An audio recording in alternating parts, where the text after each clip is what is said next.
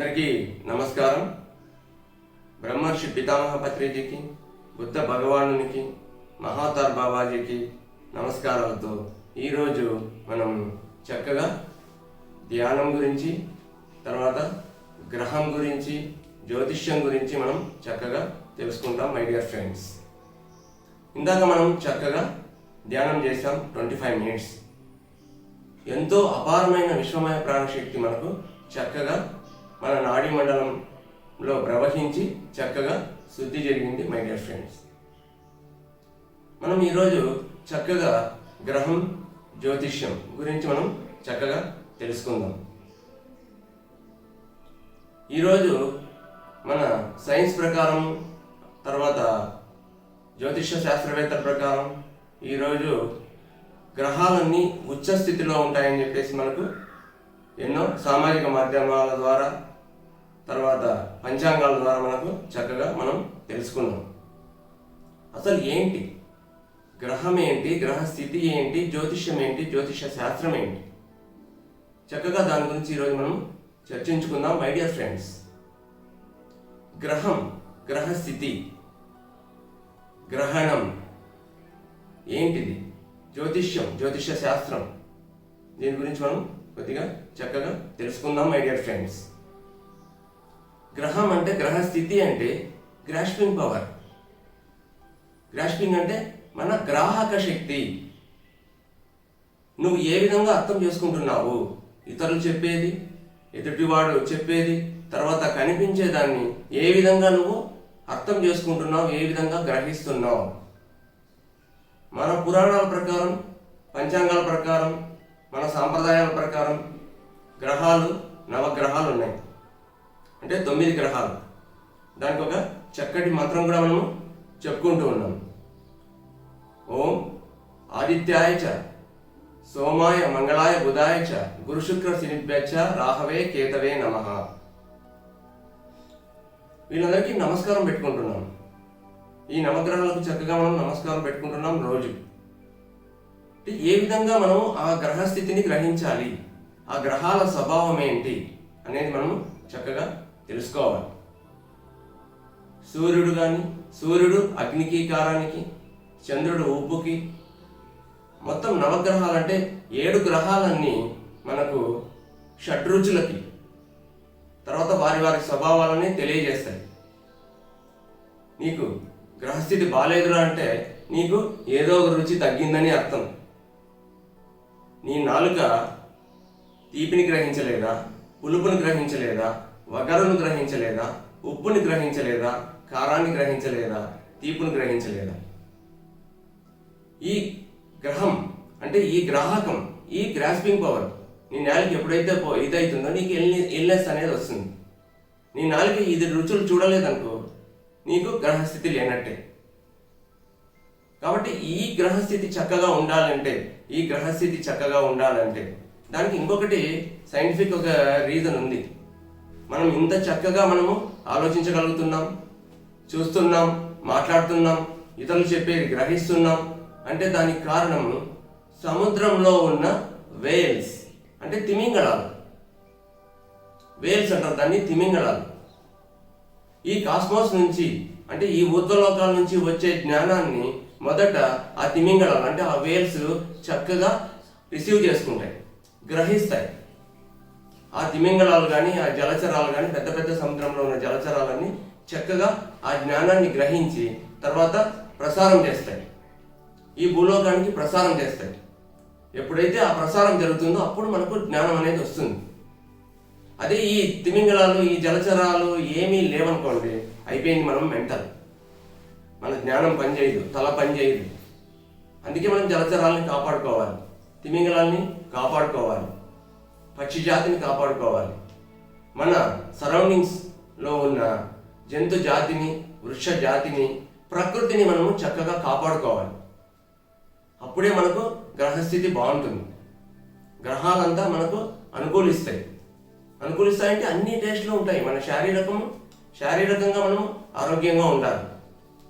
ఈ దేహాన్ని దేవాలయంగా చూసుకోవాలి. ఎప్పుడైతే ఈ దేహాన్ని దేవాలయంగా చక్కగా శుభ్రంగా చూసుకుంటామో అప్పుడే మనకు గ్రహస్థితి అనేది చక్కగా ఉంటుంది. ఈ గ్రహస్థితి బాగుండాలంటే మనం చక్కగా ధ్యానం చేయాలి, శ్వాస మీద ధ్యాస పెట్టాలి, ఆ ధ్యాన స్థితికి చేరుకోవాలి, ఆలోచన రహిత స్థితికి చేరుకోవాలి, మనస్సు నిర్విషయం చేసుకోవాలి, మనస్సు పరిశూన్యం చేసుకోవాలి. అప్పుడే మనకు ఊర్ధ్వలోకాల నుంచి మనము కాస్మిక్ ఎనర్జీ అంటే విశ్వమయ ప్రాణశక్తిని మన రెండవ బాడీ అయిన ఎథరిక్ బాడీ అయిన ప్రాణమయ కోశం నుంచి చక్కగా రిసీవ్ చేసుకొని నాడీ మండలం అంతా శుద్ధి చేసుకుంటాం. ఎప్పుడైతే శుద్ధి చేసుకుంటామో ఆటోమేటిక్గా నీ గ్రహస్థితి అంతా బాగుంటుంది. నీ గ్రహస్థితి బాగుండాలంటే నువ్వు చక్కగా ధ్యానం చేయాలి. నీ గ్రాహక శక్తి బాగుండాలంటే నువ్వు చక్కగా ధ్యానం చేయాలి.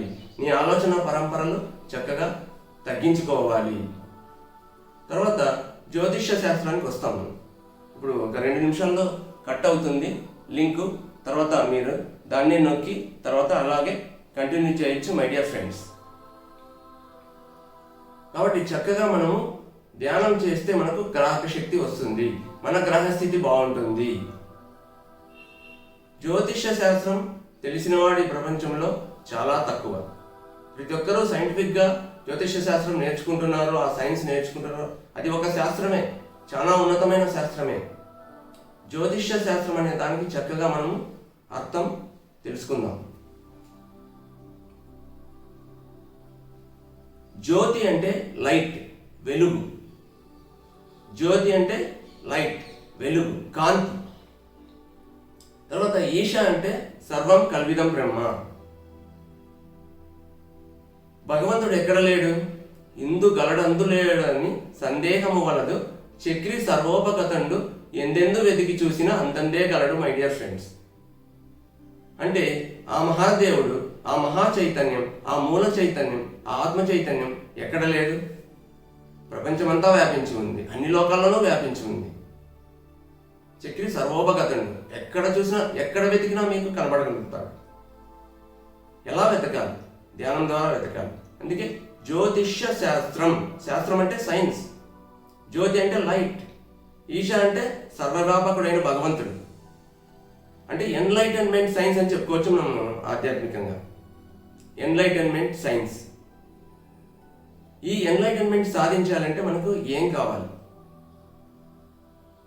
కపిల మహాముని చెప్పాడు, త్రివిధ దుఃఖాలు చెప్పాడు. కృష్ణుడు చెప్పాడు, you free from all limitations, హద్దులన్నీ చెరిపేసుకోండి, పరిధులన్నీ చెరిపేసుకోండి. జీసస్ చెప్పాడు, up until unless you become a child, you become like a child, you cannot enter in to the kingdom of God. నువ్వు ఎప్పుడైతే చిన్నపిల్లవాడిగా మారిపోతావో అప్పుడే నువ్వు దైవ ప్రపంచంలోకి వెళ్తావు అని వాళ్ళు చక్కగా అన్నీ చెప్పారు. మనం అన్నీ చిన్నప్పటి నుంచి వింటానే ఉన్నాం, తెలుసుకుంటూనే ఉన్నాం మై డియర్ ఫ్రెండ్స్. కానీ మనం ఆచరణలో చాలా తక్కువ. ఈ సమాజం మన మనసు అలా తయారు చేసింది. యుగ యుగాలుగా మన ఆలోచన స్రవంతి పెరుగుతూ వస్తూ ఉంది. మన ఆలోచన స్రవంతిని, ఈ ఆలోచన పరంపరని మనం చక్కగా తగ్గించుకోవాలి మై డియర్ ఫ్రెండ్స్. జ్యోతిష శాస్త్రం అనేది ఉంది, చక్కగా ఉంది. దాన్ని చక్కగా చెప్పేవాడే లేడు ఈ లోకంలో. ఆ 3 లెవెల్స్ అనేది మనము ఇప్పుడు చక్కగా తెలుసుకుందాం. ఈ జ్యోతిష్యం శాస్త్రం ఉంది అని చెప్పడానికి ఒకటి మనము ఎగ్జాంపుల్గా చెప్పుకోవచ్చు. ఇప్పుడు ఒక 10 కిలోమీటర్స్, 10 to 12 కిలోమీటర్స్ ఒక బ్రిడ్జ్ ఉంటుంది అనుకోండి, ఒక వంతెన, ఒక సేతు. దాన్ని మనము ఒక వెహికల్లో పోతున్నాం, ఒక కార్లో పోతున్నాం. అటువైపు ఆ బ్రిడ్జ్ దాటడానికి మనకు కాస్త టైం పడుతుంది. మనము వెళ్తూ ఉంటాం, మధ్యలో ఒక ట్రాఫిక్ జామ్ అయింది. ఆ ట్రాఫిక్ క్లియర్ కావడానికి ఎన్ని గంటలు పడుతుందో తెలియదు. వెనక్కి పోవాలన్నా వెహికల్స్, వాహనాలు కష్టం, ముందుకు పోవాలన్నా కష్టం. కాబట్టి అక్కడ మనము జామ్ అయినప్పుడు ఏ విధంగా ఉండాలి? అదే మనం బ్రిడ్జి స్టార్ట్ అవ్వకముందే ఒక హెలికాప్టర్లో లేకపోతే ఒక ఫ్లైట్లో ఒక వ్యక్తి తన దగ్గర రేడియో ఉంటుంది, రిసీవర్ ఉంటుంది, చూడగలుగుతాడు, కింద దాన్ని వినగలుగుతాడు. అక్కడ పరిస్థితి చూసి ఈ బ్రిడ్జి దాటకముందే ఎవరికైనా ఇన్ఫార్మ్ చేస్తే వాళ్ళు చక్కగా బ్రిడ్జిని దాటగలుగుతారు. అంటే ఇది జ్యోతిష్యమే కదా, భవిష్యత్తు చెప్పడమే కదా. అంటే ఈ శాస్త్రం ఉంది అనేది మనకి ఈ యొక్క ఉదాహరణ ద్వారా మనం తెలుసుకోవచ్చు. ఇలా ఎన్నో విషయాలు తెలుసుకోవచ్చు. జ్యోతిష శాస్త్రం ఉంది, దాన్ని చక్కగా చెప్పేవాడు లేడు. మనం చక్కగా ఈ ధ్యానం అనేది ఎప్పుడు చూస్తాము, చేస్తాము, చక్కగా శ్వాస మీద ధ్యాస పెడతాము, మనము ఆటోమేటిక్గా మనము ఈ భవిష్యత్తుని చూడగలుగుతాం. మనం ఏ విధంగా జీవించాలనేది మనం చక్కగా తెలుసుకుంటాం మై డియర్ ఫ్రెండ్స్. కాబట్టి ఈ గ్రహాలు ఏంటి, ఈ గ్రహస్థితి ఏంటి, ఈ జ్యోతిష్యం ఏంటి, జ్యోతిష శాస్త్రం ఏంటి, దాన్ని చక్కగా మనము అవగాహన చేసుకోవాలి, గ్రహించుకోవాలి. ఎప్పుడైతే మనం గ్రహశక్తి పెరుగుతుందో ఆటోమేటిక్గా మనకు అన్నీ బాగుంటాయి, అంతా శుభమే, ఎవ్రీథింగ్ ఈజ్ ఎక్సలెంట్, అంతా అద్భుతమే. ప్రతి ఒక్కటి మన ఆలోచనల మీద ఆధారపడింది. మనం ఏ విధంగా ఆలోచిస్తామో అదే మనం అవుతాము. మనము ఏదైతే ఆలోచిస్తామో అదే మనం, వేరేది ఒక్కటే కాదు. ఈ ఆలోచన పరంపర ఎప్పుడైతే తగ్గించుకుంటామో మనం ఒక్క ఆలోచనకు వస్తాం, అది శ్వాస మీద ధ్యాస అనే ఒక ఆలోచనకు వస్తాం. తర్వాత పెడుతూ పెడుతూ పెడుతూ ఆ శ్వాస మీద ధ్యాస కూడా, ఆ శ్వాస అనేది కూడా తగ్గిపోయి మనకు ఆలోచన రహిత స్థితి ఏర్పడుతుంది, ఎంటీనెస్ ఏర్పడుతుంది, శూన్యం ఏర్పడిపోతుంది, మహాపరిశూన్యం అవుతుంది. కాబట్టి మనం చక్కగా ధ్యానం చేస్తూ మనము శక్తిని సంపాదించుకుంటూ మనము ముందుకు వెళ్తూ ఉండాలి. అప్పుడే మనకు గ్రాహక శక్తి పెరుగుతుంది, జ్యోతిష శాస్త్రం మీద చక్కటి అవగాహన వస్తుంది మై డియర్ ఫ్రెండ్స్. ఇప్పుడు ఈ సెషన్ క్లోజ్ అవుతుంది, ఇంకొక 3 minutes ఉంది, ఇంకా 5 minutes ఉంది. కాబట్టి మనము మరొక 5 నిమిషాలు ధ్యానం చేసి తర్వాత మళ్ళా మనం ఈ గ్రహస్థితి గురించి, జ్యోతిష శాస్త్రం గురించి ఇంకా కొద్దిగా ముందుకెళ్తాం. Please cross your legs, close your hands, fingers into fingers, close your eyes. చక్కగా కళ్ళు మూసుకొని మళ్ళీ ఒక 5 నిమిషాలు ధ్యానం చేసి మళ్ళీ మనము సబ్జెక్టు చెప్పుకుందాం. ఇది ఎంతో వ్యాస్ట్ సబ్జెక్ట్, ఎంతో విశాలమైన సబ్జెక్ట్. మనం దాని గురించి ఇంకొద్దిసేపు మనము చర్చించుకుందాం. ఈ గ్రహస్థితుల్లో మనము 7 గ్రహాల గురించి ఇంతకుముందు చర్చించుకున్నాం.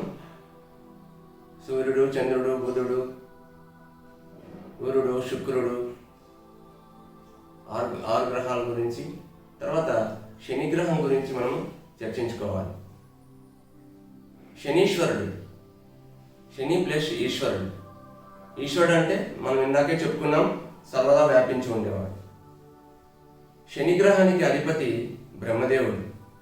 అంటే బ్రహ్మ అంటే బ్రహ్మ పదార్థం అంటే గొప్పదైనది, ప్రపంచంలో ఉన్నతమైనది, అత్యున్నతమైనది బ్రహ్మ పదార్థం అంటే. శని అంటే ఏంటి? శని అంటే మనం చేయకూడని పనులు చేయడమే శని. తినకూడనిది తినేదే శని, మాట్లాడకూడనిది మాట్లాడితేనే శని, చూడకూడనిది చూస్తేనే శని. ఇంకంతకు మించి వేరే ఏం లేదు మై డియర్ ఫ్రెండ్స్. శనిగ్రహం అంటే చూడకూడనిది చూడడం, మాట్లాడకూడనిది మాట్లాడటం, అధర్మంగా జీవించడం, ఇలా ఎన్నో చేయకూడనివి, చూడకూడనివి, మాట్లాడకూడనివి చేస్తేనే శని మై డియర్ ఫ్రెండ్స్. కాబట్టి మనం ఈ షడ్రుచులు, తర్వాత శనిగ్రహం, షడ్రుచులు మనకు ఎప్పుడైతే మనం రుచులు చూడగలుగుతామో, చక్కగా ఆస్వాదించగలుగుతాము, అన్ని రుచులను చక్కగా ఆస్వాదించగలుగుతాము, మన గ్రహస్థితి చక్కగా ఉన్నట్టే మై డియర్ ఫ్రెండ్స్. ఏదైతే చక్కగా మాట్లాడతామో, ధర్మయుక్తంగా ప్రవర్తిస్తామో, చక్కగా చూస్తామో, చక్కగా మాట్లాడతామో, అదే మన శని స్థితి. మనము శనీశ్వరుని ఏం కోరుకుంటాం? మా జోలికి రావద్దయ్యా అంటాం. అందుకే మనం చక్కగా ఎప్పుడైతే మాట్లాడతామో, చక్కగా ఎప్పుడైతే చూస్తామో, ఏది తినాలో అదే తింటాము, ఎలా ప్రవర్తించాలో అలా ప్రవర్తిస్తాము, మన నడక ఎలా ఉండాలో, మన ధర్మయుక్తంగా ఎలా ఉంటాము, అప్పుడే మన జోలికి శనీశ్వరుడు రాడు మై డియర్ ఫ్రెండ్స్. తర్వాత ఇంకా రాహు కేతువుని గురించి మనం చెప్పుకోవాలి. రాహు కేతు అంటే లోయర్ లెవెల్స్, ఇన్ఫీరియారిటీ కాంప్లెక్స్, మనల్ని మనం తక్కువ చేసుకోవడం. అయ్యో వాడు గొప్పే, వీడు ఇంకోటి గొప్పే, వాడు ఇంత సంపాదించినాడే, వాడు అంత సంపాదించినాడే, వాడు మనకన్నా గొప్పగా ఉన్నాడే, వాడు ప్యాలెస్లో ఉన్నాడే, వాడు పెద్ద కారులో తిరుగుతున్నాడే, మనం అలా లేమే, మనం అంత గొప్పగా లేమే అనేది ఎప్పుడైతే నువ్వు ఇన్ఫీరియారిటీ కాంప్లెక్స్ లోయర్ లెవెల్లో నువ్వు ఆలోచించుకుంటావో అదే రాహుకేతు. నువ్వు తక్కువ చేసుకోకూడదు. ప్రపంచంలో ఈ విశ్వంలో ఎవరు ఎవరికన్నా ఎక్కువ కాదు, ఎవరు ఎవరికన్నా తక్కువ కాదు మై డియర్ ఫ్రెండ్స్. ఇవన్నీ చక్కగా మనకు తెలుసుకోవడానికే ఈ నవగ్రహాలు అనేది మన ఆధ్యాత్మికంగా మనం ఇలా చెప్పుకోవాలంటే ఎన్నో విషయాలు మనం చెప్పుకోవచ్చు. కాబట్టి మనం షడ్రుచులను చక్కగా ఆస్వాదించగలగాలి. ఎంత తినాలో అంతే తినాలి, ఏం తినాలో అదే తినాలి, ఎంత మాట్లాడాలో అంతే మాట్లాడాలి, ఏం మాట్లాడాలో అదే మాట్లాడాలి, ఏం చూడాలో అదే చూడాలి, ఏం చూడకూడదు అది చూడకూడదు మై డియర్ ఫ్రెండ్స్. ఈ పరిస్థితులను మనం ఎలా రాగలుగుతాం. అందుకే జ్యోతిష శాస్త్రం నీ గ్రహస్థితి బాగుండాలంటే జ్యోతిష శాస్త్రానికి వెళ్ళాలి. ఈ జ్యోతిష శాస్త్రం అంటే ఎన్లైటన్మెంట్ సైన్స్, అంటే దివ్యజ్ఞాన ప్రకాశం. దివ్యజ్ఞాన ప్రకాశం అంటే మనము మన లైఫ్, మన జీవన విధానము వెలగాలి, మన కళ్ళు ప్రకాశించాలి, మన నడత అద్భుతంగా ఉండాలి. ఏ విధంగా ఉండాలి, అది ఏ విధంగా లేవు, దానికి 3 లెవెల్స్ ఉన్నాయి. బుద్ధుడు మనము 3 లెవెల్స్ చెప్పుకోబట్టే 3 steps for enlightenment science, for enlightenment దివ్యజ్ఞాన ప్రకాశానికి, మన జ్యోతిష్యానికి, మన శాస్త్రానికి, మన జీవన వేదానికి, మన జీవన శాస్త్రానికి 3 లెవెల్స్. ఏంటవి? నిర్వాణ, పరినిర్వాణ, మహాపరినిర్వాణ. నిర్వాణ, పరినిర్వాణ, మహాపరినిర్వాణ. నిర్వాణకి మనము అరిహంతుని ఎగ్జాంపుల్గా చెప్పుకోవచ్చు. పరినిర్వాణకి బోధిసత్వుని మనము ఎగ్జాంపుల్గా చెప్పుకోవాలి. మహాపరినిర్వాణకి బుద్ధుడిని మనము ఎగ్జాంపుల్గా, ఉదాహరణగా చెప్పుకోవాలి మై డియర్ ఫ్రెండ్స్. మొదట మనము అరిహంతుని స్టేజ్కి రావాలి. ఈ అరిహంతుని స్టేజ్కి రావాలంటే మనము దానికి 3 లెవెల్స్ ఉన్నాయి. ఆ 3 లెవెల్స్ దాటాలి. ఆ 3 లెవెల్స్ ఏంటి? Physical illness, mental illness, intellectual illness. అంటే శారీరక రుగ్మత, మానసిక రుగ్మత, బుద్ధి రుగ్మత. మనకు శారీరక ఆరోగ్యం లేకపోయినా, మానసిక ఉల్లాసం లేకపోయినా, బుద్ధి కుశలత లేకపోయినా మనం అరిహంతుని స్టేజ్కి రాలేము.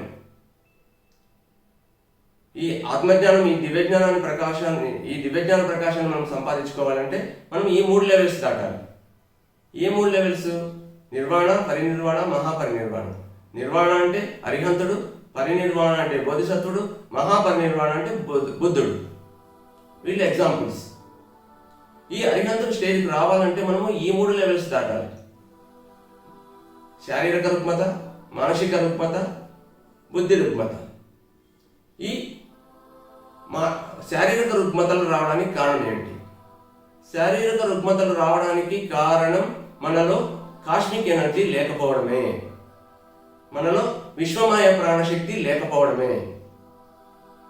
ఎప్పుడైతే మనము ల్యాక్ ఆఫ్ కాస్మిక్ ఎనర్జీ, మనం ఎప్పుడు మనకున్న 100% మనం కాళ్ళ ద్వారా, చేతుల ద్వారా, కళ్ళ ద్వారా, నోటి ద్వారా మనము ఖర్చు పెడుతూనే ఉన్నాం. మళ్ళీ మనం శక్తి లేక నిర్వీర్యులు అయిపోతాము. శారీరక రుగ్మతలు వస్తున్నాయి శక్తి లేక. మన చుట్టుపక్కల, మన సరౌండింగ్ ఎంతో ఎనర్జీ, ఇన్ఫినిట్ ఎనర్జీ ఉంది, అపారమైన శక్తి ఉంది మై డియర్ ఫ్రెండ్స్. ఆ విశ్వమయ ప్రాణశక్తిని రావాలంటే, ఆ కాస్మిక్ ఎనర్జీ మనలోకి రావాలంటే మనం చక్కగా ధ్యానం చేయాలి మై డియర్ ఫ్రెండ్స్. తర్వాత నెక్స్ట్ మనము మెంటల్ ఇల్నెస్ అంటే మానసిక రుగ్మతలు. ఆ మెంటల్ ఇల్నెస్ ఎలా తగ్గించుకోవాలి? మనం చక్కగా ధ్యానం చేస్తూ, కాస్మిక్ ఎనర్జీని రిసీవ్ చేసుకుంటూ చక్కటి పుస్తకాలు చదవాలి, చక్కటి ఆధ్యాత్మిక పుస్తకాలు చదవాలి. నువ్వు ఒక పుస్తకం చదివావంటే నువ్వు వాళ్ళే అయిపోవాలి. 6 నెలలు సహవాసం చేస్తే వాళ్ళు వీళ్ళు అవుతారంటారు కదా. అలాగే ఒక పుస్తకం చదివానంటే, ఒక ఆధ్యాత్మిక పుస్తకాల్లో ఎన్నెన్నో ఉన్నాయి దాంట్లో. మరి చక్కటి ఆధ్యాత్మిక శాస్త్రవేత్తలు రచించిన పుస్తకాలు చదవాలి. ఒక యోగి ఆత్మకథ, స్వామి రామ హిమాలయ యోగులు, బ్రహ్మర్షి పితామహ పత్రిజీ గురించి ఆయన రాసిన అనేక పుస్తకాలు, భగవద్గీత, ఇలా ఓషో భగవాన్ రజనీష్ పుస్తకాలు, లోక్సాంగ్ రాంప పుస్తకాలు, టార్కోమ్ సెరాయిడారియన్ పుస్తకాలు, డాన్ జివాన్ పుస్తకాలు, తర్వాత రిచర్డ్ బ్యాక్ పుస్తకాలు, సేత్ విజ్ఞాన్, ఇలా పుస్తకాలన్నీ ఎన్నో పుస్తకాలు మనం చదవడం ద్వారా ఎన్నెన్నో పుస్తకాలు మనకు మళ్ళీ లైబ్రరీకి వెళ్తే ఆధ్యాత్మిక పుస్తకాలు ఎన్నో ఉన్నాయి, చదవలసినవి చదవకూడనివి కూడా ఉంటాయి. దాంట్లో అశ్లీల సాహిత్యము, అశాస్త్రీయ సాహిత్యాన్ని చదవకూడదు. చక్కగా ఆధ్యాత్మిక పుస్తకాలని మనం చక్కగా చదువుతూ ఉండాలి. అప్పుడే మనకు మెంటల్ ఇల్నెస్ అంటే మానసిక రుగ్మత పోతుంది. మొదట మనకు శారీరక రుగ్మత పోగొట్టుకోవాలంటే చక్కగా ధ్యానం చేసి కాస్మిక్ ఎనర్జీని అంటే విశ్వ ప్రాణశక్తిని పొందాలి. తర్వాత మెంటల్ ఇల్నెస్ అంటే మానసిక రుగ్మతను పోగొట్టుకోవాలంటే మనము చక్కగా మంచి పుస్తకాలు చదవాలి. ఎప్పుడైతే మంచి పుస్తకాలు, ఆధ్యాత్మిక పుస్తకాలు చదువుతామో, చదవలసిన పుస్తకాలే చదువుతామో మనకు ఆ మానసిక రుగ్మతలు వెళ్ళిపోతాయి. తర్వాత మనము ఇంటలెక్చువల్ ఇల్నెస్ అంటే బుద్ధి రుగ్మత. మనకు బుద్ధి కుశలత రావాలంటే మనం చక్కగా మాస్టర్స్ని కలవాలి, సజ్జన సాంగత్యం చేయాలి.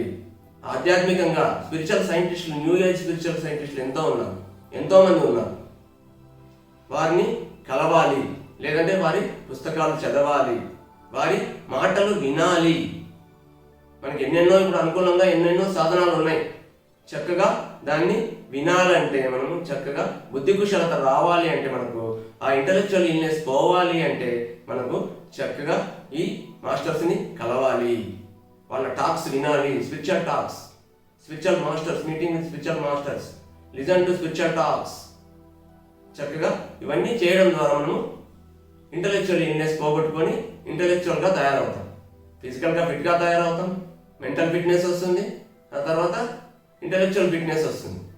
అప్పుడు మనము అరిహంతులు అవుతాం.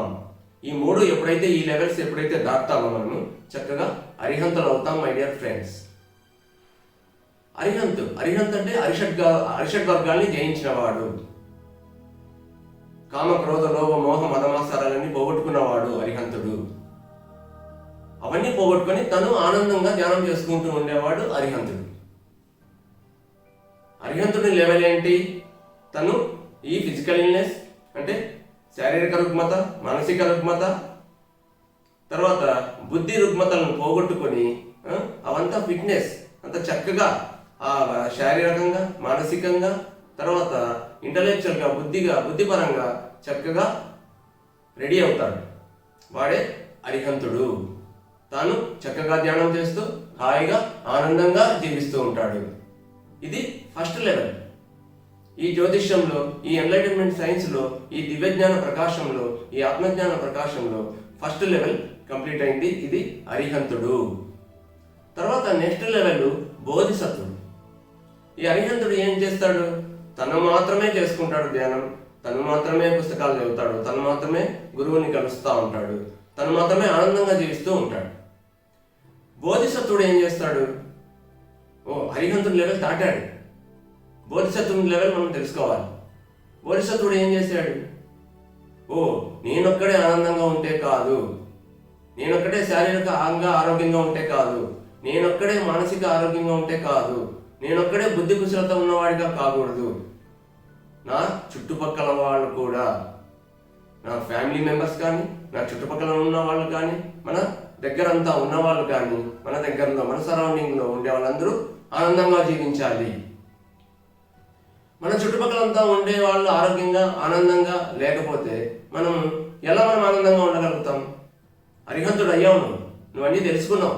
మానసికంగా ఎలా బాగుండాలి, శారీరకంగా ఎలా బాగుండాలి, బుద్ధిపూర్వకంగా ఎలా ఉండాలని నువ్వు చక్కగా తెలుసుకున్నావు. తర్వాత నువ్వు ఇంకా ఎదగాలి అంటే తర్వాత బోధిసత్వుని లెవెల్కి వెళ్ళాలి. బోధిసత్వుడు అంటే తన చుట్టుపక్కల ఉండే వాళ్ళని, మన ఇంట్లో వాళ్ళని, మన బంధువులని, మనకు కనెక్టెడ్గా ఉండే వాళ్ళందరినీ మనం చక్కగా ఎప్పుడైతే వాళ్ళందరినీ ఈ ధ్యానం చేయిస్తాము, పుస్తకాలు చదివిస్తాము, తర్వాత బుద్ధి కుశలపూర్వకంగా ఆధ్యాత్మిక గురువుల దగ్గరికి వాళ్ళని తీసుకెళ్తాము, మన ఆనందాన్ని వాళ్ళకి ఎప్పుడైతే మనం చవి చూపిస్తామో అప్పుడే మనము బోధిసత్వులు అవుతాం. మనకు చుట్టుపక్కల ఉండే వాళ్ళందరికీ బోధించాలి. మన చుట్టుపక్కల ఉండే వాళ్ళకి, మన ఫ్యామిలీ మెంబర్స్కి, మనతో కనెక్షన్ ఉండే వాళ్ళందరికీ చెప్పడమే బోధిసత్వుని లక్షణం.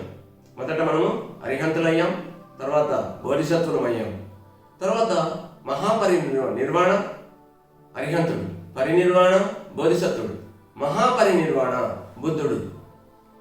బుద్ధుని లెవెల్ ఏంటి? ఆయన శారీరకంగా బాగున్నాడు, మానసికంగా బాగున్నాడు, బుద్ధిపూర్వకంగా బాగున్నాడు, తన వాళ్ళందరికీ చెప్పాడు, తన చుట్టుపక్కల ఉండే వాళ్ళందరికీ చెప్పాడు. కానీ తన రాజ్యాన్ని వదిలి, తన సర్వస్వాన్ని వదిలి ప్రపంచంలోకి వచ్చేసాడు. ఓహో, నేనొక్కడే ఆనందంగా ఉంటే కాదు, నా పక్కన ఉండే వాళ్ళు ఆనందంగా ఉండడమే కాదు, నా కుటుంబ సభ్యులు ఆనందంగా ఉండడమే కాదు, ప్రపంచ మానవాళి అంతా, ఈ విశ్వ మానవాళి అంతా చక్కగా ఆనందంగా జీవించాలి, దుఃఖరాహిత్య స్థితికి చేరుకోవాలి, జన్మరాహిత్య స్థితికి చేరుకోవాలి, ఈ జన్మను ఆకర్జన్మ చేసుకోవాలి.